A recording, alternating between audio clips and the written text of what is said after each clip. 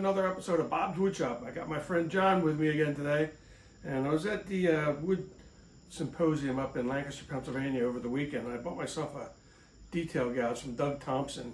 Looks like it's around 1/4, 5/16 of an inch, and I need a handle for it. And it's going to be a handle similar to this.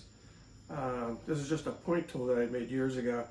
And for the furrow on that, I just use a piece of copper coupling.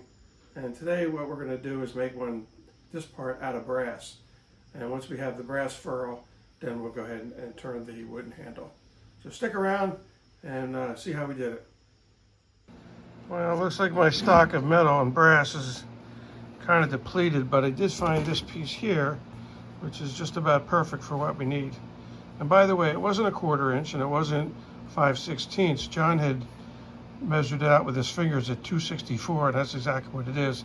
But that's the difference between an old style tool and die maker and a woodworker. So let's chuck this piece up on the lathe.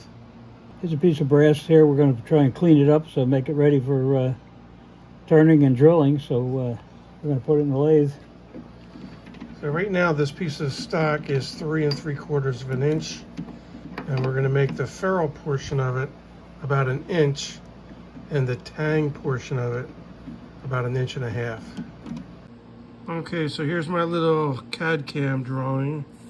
It's going to be a total of 2.5 inches long, 1 inch for the ferrule part, 1.5 inches for the tang. It's currently almost 3/4, a little bit thick on that. And we're going to turn the tang down to 5/8, and then we're going to drill a hole in here. The first thing we're going to do is just face off and get a nice square edge on the end here.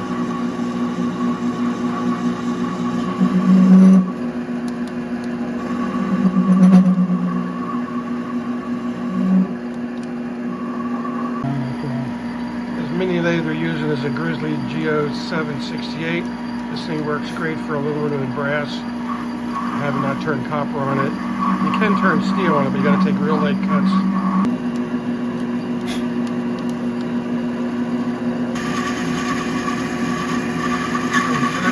Nicer. We're going to be using the automatic feed with the half nut to get this down to the diameter that we want at 5/8. I'm going to clean it up before we start.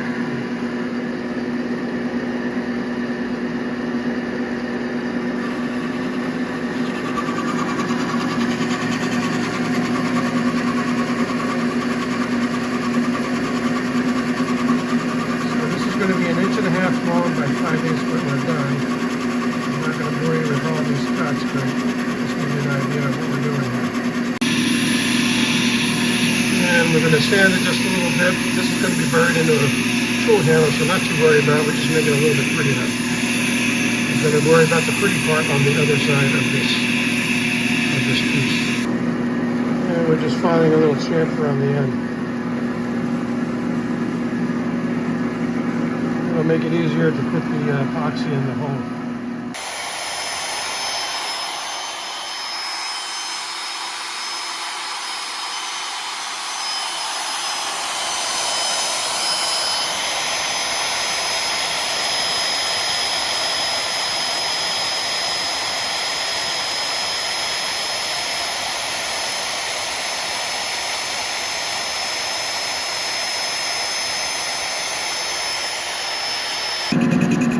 Now we're just going to face off the top side that's going to be shown.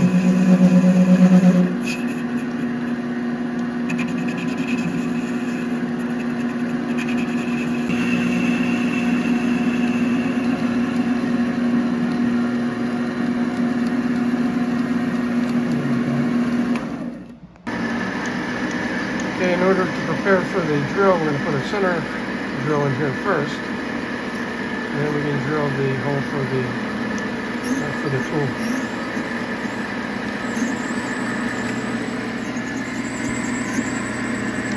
Yeah.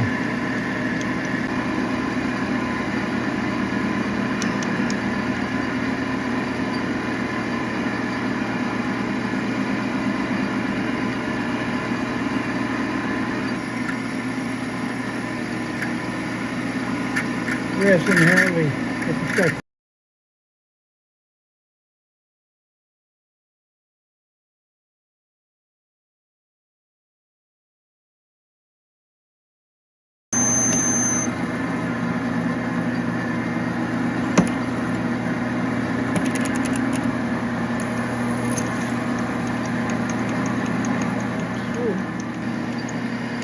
chamfer on it. And put a little chamfer on the top. We already did a facing cut, which I didn't get on camera, and we're going to clean it up just a little bit with some emery cloth.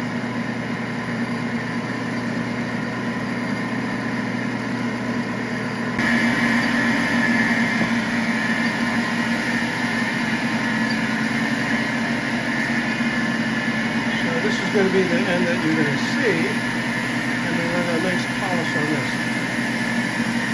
Okay, now for the final fit. It's looking real good. We nailed that perfect. Now we got to drill a couple holes in there to hold that in there. A couple set screws really in there, good. and it'll be just like new. Yep. Okay, so here's what it looks like so far. Now we got to drill and tap a couple holes in there for some set screws.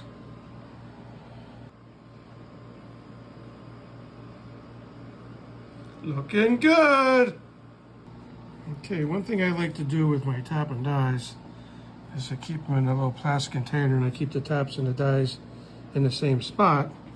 And we're going to end up using some 1/4 screws to go into here. So now we're on the drill press. We need to drill a couple holes for the set screws. So we got a center drill in here to do the first hole. Okay.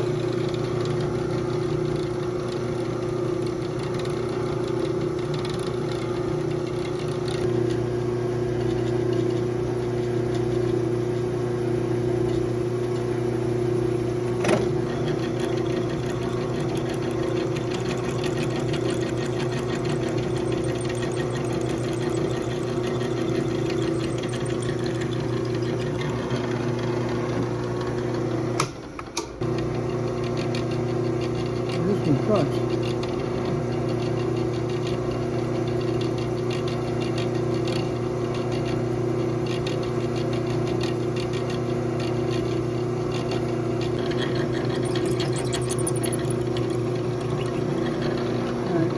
Okay, so it's coming along really nice.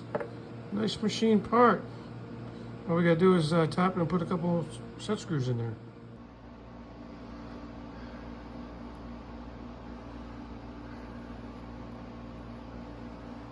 I love tapping brass. It goes real easy. Especially if you got an X tool and die maker in your basement. Right, John? I'm still a tool and die maker, I'm just retired. All right, we're gonna do this with two, and then we're almost ready to head up to the wood shop. Okay. Okay, so we got them Down both. the bottom here. And we're down to the bottom of the other one. All we gotta do is put the set screws in.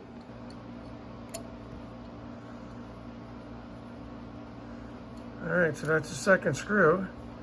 And that, boys and girls, is how you make a brass ferrule for a Doug Thompson Detail Gouge.